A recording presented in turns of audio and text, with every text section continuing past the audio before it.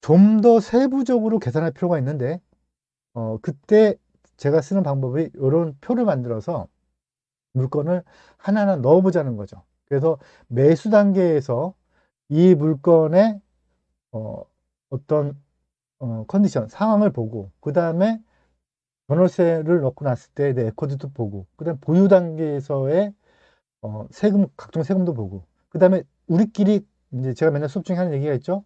관리 처분을 예상해 봐서 감정평가 금액도 예상해 보고 추가 부담 금액도 예상해 봐서 내가 총 금액을 얼마 정도로 부담해야 되는지도 예상을 해서, 그러면 이제 이렇게 쭉 뽑아보자는 거죠. 이렇게 쭉 뽑아보자는 이 표가 어떤 의미를 갖냐면, 내가 계산해 봤더니 내가 조합원 분양가를 맞췄어, 이 얘기가 아니라는 거예요. 내가 분양기준 계약을 내가 정확하게 맞췄네? 이건 못 맞춰요. 맞출 수가 없어요. 그게 그 얘기가 아니고, 내가 물건을 사려고 봤더니 이렇게 시트가 형성이 되는데, 두 번째 물건 사려고 봤더니 이런 시트가 형성이 돼. 그럼 첫 번째 물건과 두 번째 물건을 비교했을 때, 아, 이 물건이 더 좋고 이 물건이 더 나쁘네 라는 걸 비교하기 위한다는 거죠. 그래서 제가 단연컨대 저 한남 뉴타운 지금 들어가도 돼요 마요 이렇게 저한테 물어보신다면, 그거는 신의 영역이라고 저는 봐요. 한남 뉴타운 들어갈 건지 말 건지에 대한 이 미래 판단은, 이건 저의 영역이 아닌 거죠. 그거는 점성술의 영역이고, 그거는 어떤 그 점을 봐서 맞춰야 되는 영역인 거예요. 이건 저의 영역이 아니라는 거죠. 하지만 한남 뉴타운에 투자하기로 마음을 먹었습니다. 투자하기로 마음을 먹었는데 가서 봤더니 1번 물건이 있고 2번 물건이 있는데 어떤 거 살까요? 라고 저한테 물어보신다면, 이건 제가 정확하게 100% 답을 드릴 수 있다는 거죠. 이건 점의 영역이 아닌 거죠. 이거는 계산의 영역인 거죠. 두 개 물건을 비교해서 쫙 시트를 뽑아본 다음에, 이거 뽑은 다음에, 그러니까 요 물건이 더 좋습니다. 이 물건이 왜 나쁘냐면 요 뒤에 숫자가 약간 좀 불리하네요. 이렇게 계산할 수가 있다는 거죠. 이걸 만들자고 제가 이걸 계산을 해서 2008년도에 장인 뉴타운, 흑성 뉴타운, 가재울 다 분석을 해서 MBC 모 PD한테 드렸더니, 그게 MBC의 경제 매거진 M에 나갔는데, 이거를 이제 선대인 씨가 이 표에 봤더니 총 부담 금액이 이렇게 크네요. 비쌉니다. 이제는 다 망한 겁니다. 부동산 가격이 떨어질 겁니다. 이렇게 예상을 했다는 거죠. 저는 그걸 예상하려고 그 표를 만든 게 아닌데, 그래서 이걸 표를 만들자는 취지가 뭐다? 제가 맞추겠다는 게 아니고 물건 간의 비교 분석을 수월하게 하자는 게 저의 취지라는 거예요. 절대 맞출 수 없어요. 오프 더 레코드 시간에서 제가 맞춰볼게요 이렇게 얘기할 수는 있지만, 좀 지금 녹화를 하고 있잖아요. 녹화를 해서 제가 유튜브에 땅땅땅 제가 지금 자료를 남기고 있잖아요. 이렇게 자료를 남기는 상태에서 제가 어떻게 맞출 수가 있겠어요? 절대 맞출 수 없어요. 그래서 이런 표를 맞춘다는 게 아니고, 음, 절대 두 개의 물건의 비교 평가를 해보기 위해서 이런 표가 필요하다. 이제 미래 가치 판단하기 위한 또 몇 가지의 또 데이터를 좀 보도록 할게요. 만약에 현장에 가봤더니 두 개의 물건이 있어요. 앞에 보여드렸던 그런 분석표를 이제 쓴 거죠. 그냥 어떤 전문가한테 갔더니 한남 뉴턴 제가 살까 말까요? 사세요. 뭐 이건 제가 몇 번 말씀드렸죠. 제가 이 빵을 사 먹을까요 말까요? 사 드세요. 이건 뭐 돈 있으면 빵 사 먹을, 그런 얘기밖에 안 되는 거예요. 그런 얘기 말고, 제가 한남뉴탄에 갔더니 첫 번째 물건, 두 번째 물건, 어떤 물건이 좋겠습니까? 제가 어떤 거를 지금 선택하는 게 더 유리합니까? 이게 전문가의 영역이라는 거죠.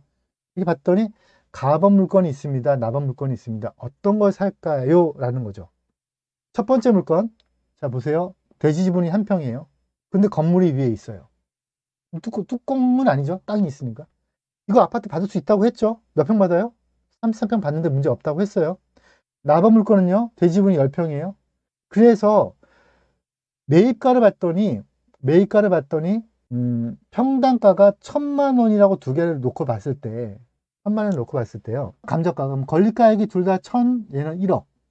그러면 비례를 곱하면은 얘는 1,000, 얘는 1억이 되는 거죠. 그러면 내가 나중에 33평 아파트를 받을 때에 내 분양기준가액을 뺀 나머지 그 분담금이 추가 부담금, 청산금이 된다고 했어요. 그래서 이 사람은 4억 9천, 4억의 추가 부담금을 내야 돼요.